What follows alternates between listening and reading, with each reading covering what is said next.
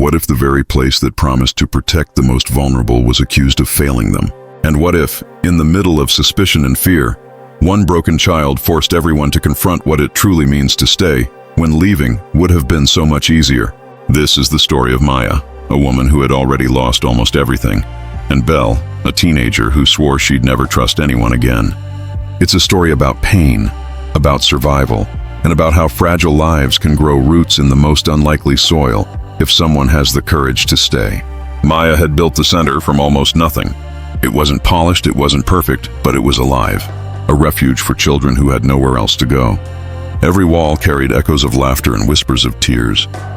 Then Belle arrived, 17, silent, guarded, her eyes heavy with stories she would never tell.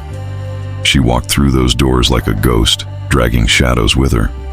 The other kids whispered. Some were afraid, some were curious, but Maya only saw one thing, a girl who had already learned that people leave, and she was determined not to be another one of them. But Belle didn't want saving. She pushed boundaries, she broke rules, she tested limits with every sharp word and every colder silence. Most people would have given up. Maya didn't, but the walls began to crack. The child welfare office received a forged file. Suddenly whispers turned into questions. Was the center failing its children?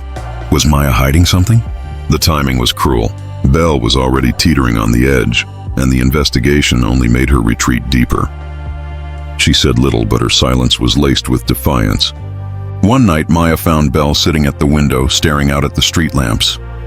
"You don't have to stay," Belle muttered. "No one does." Maya sat beside her, quiet for a long time. Finally, she whispered, "But I'm still here." It was the smallest crack in Belle's armor, but it was enough. The investigation loomed. Rumors spread like wildfire. Donors hesitated. Parents questioned. And then came the day that would change everything. The Child Welfare Board demanded a review. The community gathered. Reporters scribbled notes. Faces watched from every corner. And to everyone's shock, Belle raised her hand. Her voice trembled, but she spoke. Not just for herself, but for the kids who were too scared to stand. "This place isn't perfect," she said, her words halting, raw. "But it's the first place that didn't give up on me." She didn't leave. She stayed. That's the difference. The room fell silent. And for the first time, Belle wasn't invisible. She was powerful. But healing isn't a straight line. Not long after, another storm struck. A man arrived at the center, his face lined, his presence heavy. Maya froze. It was her father, the man who had abandoned her when she needed him most. His voice cracked as he apologized, as he pleaded for a second chance. But Maya's heart still carried the weight of his absence. Belle, standing in the hallway, watched it unfold.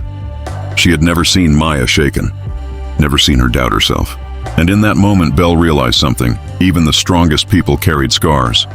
Maya didn't forgive easily. She set boundaries, she demanded respect, but she didn't shut the door completely. That choice, not to erase the past, but not to let it define her, would echo louder than any speech. The center faced more attacks. Anonymous letters, false accusations, funding pulled. But something had changed. The kids no longer stood silent. They defended their home. They wrote letters. They painted murals. They told their stories with unshaking voices. The town began to see, not through headlines, not through rumors, but through the eyes of the children themselves. And Belle? She was no longer the silent girl by the window. She was leading hikes. She was laughing during card games. She was speaking at panels, her words carrying the kind of weight only survivors could hold.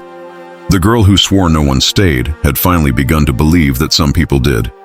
Just when the roots had grown deep, another blow landed. An envelope arrived, no return address. Inside, a single message. "She doesn't belong." Maya's hands shook as she read it. For a moment, every doubt she had buried rose to the surface. Maybe they were right. Maybe she wasn't enough.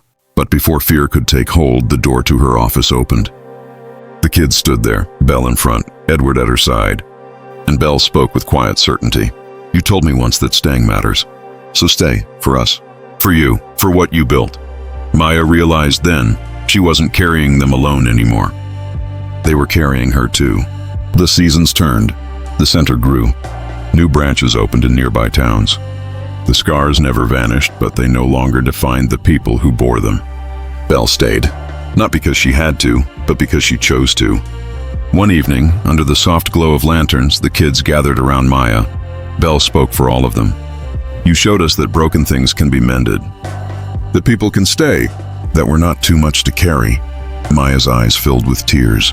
She whispered the words she once promised at a doorframe, words she now spoke with certainty. "You are loved, you are safe, and I am not leaving." This story isn't just about a center or about one girl named Belle. It's about the choice we all face, to walk away when things get hard, or to stay, even when it costs us. Because sometimes the greatest act of love isn't fixing someone, it's simply refusing to leave. And in the end, staying changed them all.